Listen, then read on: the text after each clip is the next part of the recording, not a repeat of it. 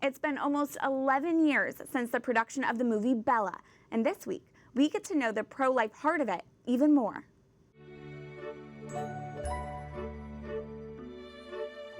In part 2 of our interview with film producer Jason Jones, we hear how the movie Bella has spread a life-affirming message and how Jones thinks the pro-life movement can better take on Hollywood. Here is this week's Pro-Life Focus. You are an award-winning film producer.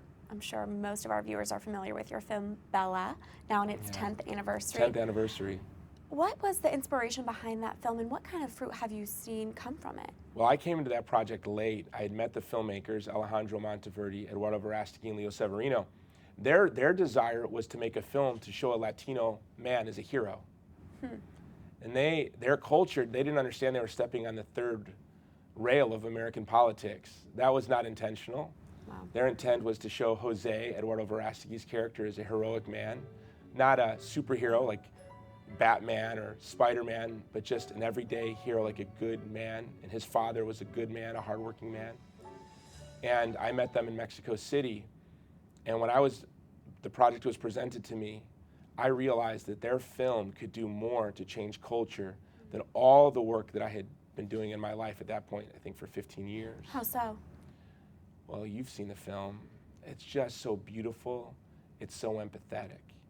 It's not formulaic. It doesn't shortchange Nina, the young woman in her crisis pregnancy's situation and her sadness. And it doesn't even give you an answer in the dialogue. The answer is the family, Jose's family. The problem is this young woman who comes from a family devastated by the culture of death and loneliness and alienation. And the answer is this beautiful Catholic family. That's the answer to the culture of death. And you know, our goal was to know the name of one woman who chose life because she saw Bella before the 10th anniversary. It's the 10th anniversary. We stopped counting after our 1000th letter. Wow. And that was about 5 years ago. That's incredible. Yeah. So many lives saved from that. You say the pro-life movement needs to take on Hollywood, but there seems to be this antagonism against pro-life. Hollywood. Tell me more, because there seems to be that actors and actresses are hesitant to come out and describe themselves as pro-life. Yeah, but that's not because of the entertainment industry. That's because of the news media. Think about this. If I'm an actor and actress and I come out as pro-life, the mainstream media is going to nuke me. And then that's going to make me toxic. So casting agents are going to shun me, right? Managers and agents will drop me. Amongst all the projects you're involved in, you're now behind a new project, Serbia. Serbia. Tell me more about it. What is its purpose, and why should pro-lifers be paying attention to what you're doing here? Well, I really have just one mission, which is to protect the vulnerable from violence. And I think the best way to do that is to tell the truth about the human person, to share the incomparable beauty of the human person. The best way to do that, I think, is through film. And the best way to shelter the vulnerable from violence is Catholic social teaching. And this is the age of the laity. So Serviam exists to advance and defend authentic Catholic social teaching. I founded the Whole Life movement, and I founded it to be a place where we can express authentic Catholic social teaching to allow for a diversity of opinions on prudential issues. We're called to care for the poor.